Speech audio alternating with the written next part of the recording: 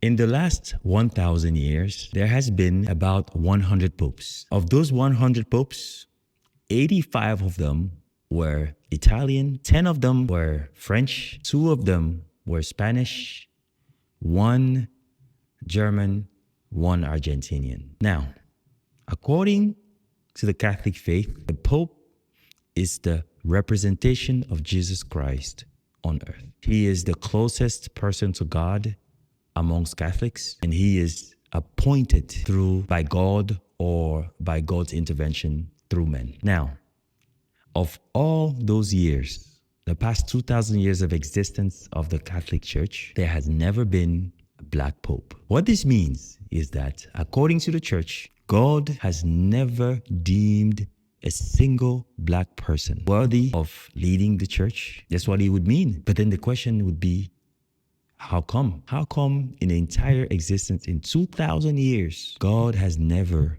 deemed one black person worthy of leading the Church? And if that's the case, what does that say about us, black people? What message does it send to our children about our place in the world? What message does it send to our children about our value in society? Now hold that thought for 1 second. Do you know, let's take it one level deeper. Do you know that of all the popes that have ever been, about 80% of them have been from Italy? In the history of the Catholic Church, 80% of the popes have been from Italy. But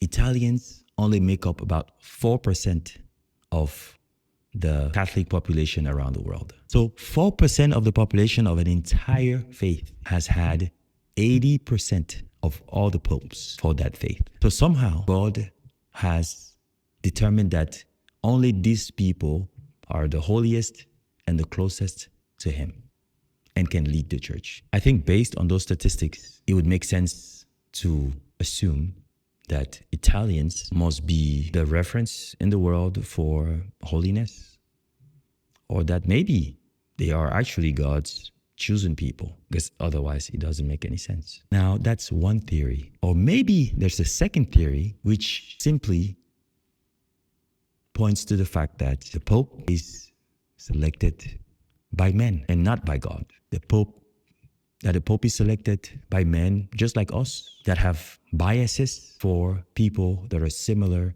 to them. Men that like power and make decisions to retain the power. Men that, like most of us, like control.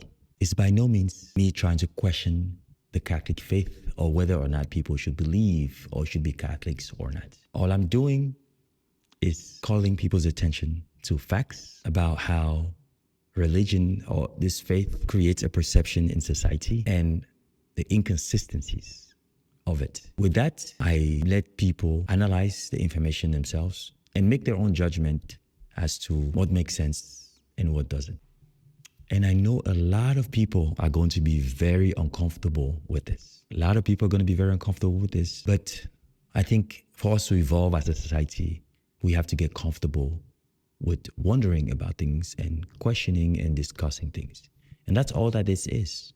One thing I will say is that if you listen to this and your first reflex is to defend the church without even taking time to process what I'm saying, or your first reflex is to question my motives for even talking about this, then you should ask yourself, why?